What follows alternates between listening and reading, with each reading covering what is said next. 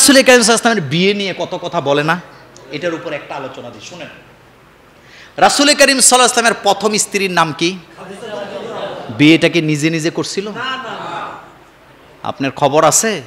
খাদিজাতুল কুবরা রাদিয়াল্লাহু আনহা, এর আগে আরো কয়েকটা বিয়ে হয়েছে। সেই খাদিজার বাড়িতে মুহাম্মদ সাল্লাল্লাহু আলাইহি ওয়াসাল্লামকে সর্বপ্রথম রাখালের চাকরি দেওয়া হয়েছে। তুমি ছাগল ভেড়া এগুলা চড়াবা। লেখাপড়া জানো? জানি না। গন্তে জানো? জানি না। খাদিজা বলতেছিলেন সেদিন, পড়ালেখা জানে না, ছাগল ভেড়া হারায়া যায়, গনে গনে আনতে পারবা?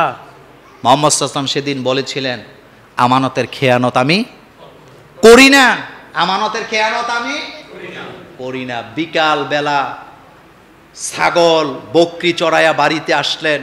খাদিজাতুল কুবরা বলেন, এতদিন 20টা 30টা হারায়া যায়, আসলে তো হারায় না, অর্ধেকটা বিক্রি করে আসে, কিন্তু মুহাম্মদ সাল্লাল্লাহু আলাইহি ওয়াসাল্লামকে দায়িত্ব দেওয়ার পরে একটা বকরি আমার হারায়া যায় নাই। লোকেরা বললেন, কি বালক, কি রাখাল। আমরা তাকায় দেখলাম রাখাল তার বকরির পাল নিয়ে যেখানে যায়, আকাশের মেঘ তার পিছে পিছে যায়।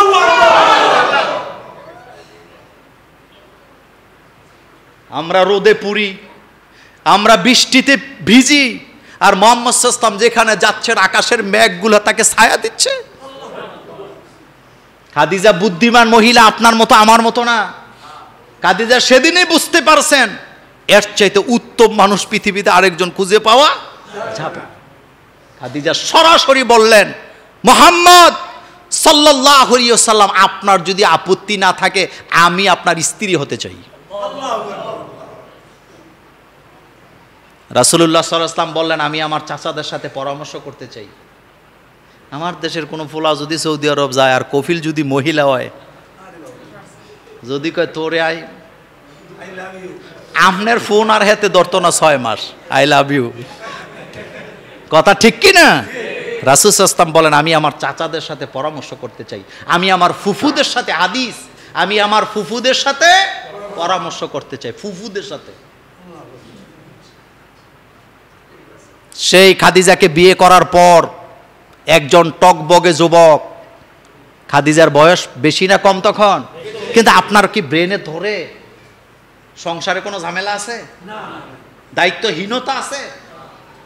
সেই যুগে আল্লাহ রাসূল খাদিজা রাদিয়াল্লাহু তাআলা আনহাকে এত ভালোবাসতেন, আল্লাহর রাসূল হযরতে খাদিজাকে খুশি হইয়া তখনকার সময়ের 25টা ওট হযরতে খাদিজা রাদিয়াল্লাহু বিয়েতে তিনি মোহরানা দিয়েছিলেন।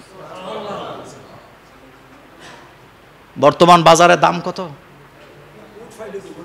যতক্ষণ পর্যন্ত রাসূল কারীম সাল্লাল্লাহু আলাইহি ওয়াসাল্লাম খাদিজা জীবিত ছিল, আরেকটা বিয়ে তো দূরের কথা, বিয়ার চিন্তাও রাসূলের খাদিজার ইন্তেকালের পরে 6 মাস নিশ্চুপ ছিলেন, মন খারাপ। সেই বছর রাসূলের চাচাও ইন্তেকাল করেছেন, খাদিজাও ইন্তেকাল করেছেন। ওই বছরটাকে বলা হয় রাসূলের কষ্টের বছর। আল্লাহ পাক জিবরাইল আমিনকে পাঠাইলেন, জান্নাতের রেশমি কাপড়ের উপরে আম্মা জান আয়েশা সিদ্দিকার ছবি আইকা, বুখারীর হাদিস, ছবি অঙ্কন করে মুহাম্মদ সাল্লাল্লাহু আলাইহি ওয়াসাল্লামকে দেখাচ্ছেন। আল্লাহ রাসূল বলছে, আল্লাহ আমি এখন কোন দিকে যাব? জিবরাইল আমিন এসে বললেন, আল্লাহ আপনার জন্য পাত্রী ঠিক করছে। কি ঠিক করছে? পাত্রী। পাত্রীটাকে আপনার বাল্য বন্ধুর মেয়ে। আমি যত ভালো মাপের বক্তা হই, আমি যদি আমার ক্লাসমেট কোনো বন্ধুর মেয়েকে বিয়ে করার প্রস্তাব দেই, আমার যত টাকা থাকুক, যত সম্মান থাকুক, আমার বন্ধু ডাইরেক্ট আমাকে বলবে, তুই একটা লুবি, তুই একটা চরিত্রহীন। বলবে কি না? কিন্তু যেই মাত্র হযরতে আবু বকর সিদ্দিক রাদিয়াল্লাহু তাআলা আনহুর কাছে এই প্রস্তাব গেল, তিনি বসা থেকে দাঁড়ায় গেলেন, বলেন আলহামদুলিল্লাহ।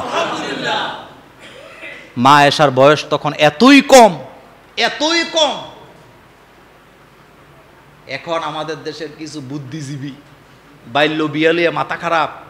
আমি এটার উপরে এই মসজিদে আলোচনা করেছিলাম। আপনাকে আমি 100টার উপরে দৃষ্টান্ত দিতে পারবো যারা পৃথিবীতে অনেক বড় বড় নাম কামাইছে কিন্তু বিয়ে করছে 5 বছর 9 বছর 11 বছর 13 বছরের মাইয়া 10 বছরের মাইয়া বিয়ে করছে, ওদের বিয়ে নিয়ে কোনো কথা নাই। কিন্তু রাসূল সাল্লাল্লাহু আলাইহি ওয়াসাল্লাম আম্মাজান আয়েশা সিদ্দিকা রাদিয়াল্লাহু আনহাকে ছোট্ট বিয়ে করছে, এটা নিয়ে তারা যে কত রকমের বানোয়াট কথা বলে। অথচ আমি তোমাদেরকে বলতে চাই, আম্মাজান আয়েশা সিদ্দিকা রাদিয়াল্লাহু আনহা তখন বয়সে ছোট ছিলেন কিন্তু তার ম্যাচুরিটিতে কোনো অভাব ছিল না, কমতি ছিল না। তার মাথাটা ছিল একটা কম্পিউটার, হাজার হাজার হাদিস আল্লাহ তার মাথার ভিতরে ঢুকাইছে। পাক না পাক এই বিষয়টা ইসলামের মধ্যে গুরুত্ব সবচেয়ে বেশি না? সিয়াসিত্তার যত হাদিস আছে, গ্রন্থ আছে, প্রথম চ্যাপ্টারটাই কি নিয়া? আত্মহারাত, পবিত্রতা নিয়া। আর পবিত্রতা আম্মাজান আয়েশা সিদ্দিকা রাদিয়াল্লাহু আনহা তিনি যদি রাসূল সাল্লাল্লাহু আলাইহি ওয়াসাল্লামের স্ত্রী না হতেন, পবিত্রতার হাদিস থেকে শুরু কইরা লক্ষ লক্ষ হাদিস থেকে আমরা মুহাম্মদ সাল্লাল্লাহু আলাইহি ওয়াসাল্লামের উম্মতরা বঞ্চিত হইতাম কি না? হইতাম। এই ব্যাপারে অন্যদিন আলোচনা করব ইনশাআল্লাহ। তো বলতেছিলাম, সেই রাসূল সাল্লাল্লাহু আলাইহি ওয়াসাল্লাম বিয়ে করলেন 11টা। আপনি কি জানেন রাসূল সাল্লাল্লাহু আলাইহি ওয়াসাল্লাম যে বিয়েগুলি করলেন, প্রত্যেকটা বিয়ে, শুধু প্রথম বিয়ে দ্বিতীয় বিয়ে ছাড়া বাকি সবগুলা বিয়ে ছিল রাজনৈতিক সিদ্ধান্ত। কি সিদ্ধান্ত? কি সিদ্ধান্ত? রাজনৈতিক সিদ্ধান্ত বলতে কি বুঝেন একটু বুঝাই, এটা বুঝার জন্য বলি আর কি। মনে করেন আমেরিকার প্রেসিডেন্ট একজন নারী, কথা কি বুঝতেছেন? কি তো বাংলাদেশের একজন প্রেসিডেন্ট, তিনি মুসলমান। এখন আমেরিকাকে যদি শাসন করতে হয়, বুঝার জন্য বলি, উল্টাপাল্টা বুঝছেন না, আপনাকে আমি উদাহরণ দিচ্ছি। আমেরিকাকে যদি শাসন করতে হয়, দখল করতে হয়, অস্ত্র শস্ত্র কিচ্ছু লাগবে না, ওই বেডিরে বিয়ে করতে হইব। কথা কন না কেন? আরবরা ছিল গোত্রে গোত্রে বিভক্ত, এ কথা সত্য না মিথ্যা? আল্লাহ রাসূল এক গোত্রকে বিয়ে করা মানে এক গোত্রের মুখ বন্ধ। আবু সুফিয়ানের মুখ বন্ধ হলো কেমনে?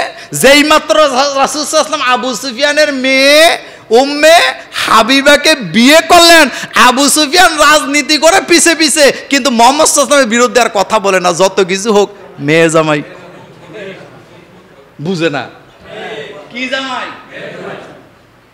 পড়বেন রাসূলের চরিত্র নিয়ে লেখাপড়া করবেন।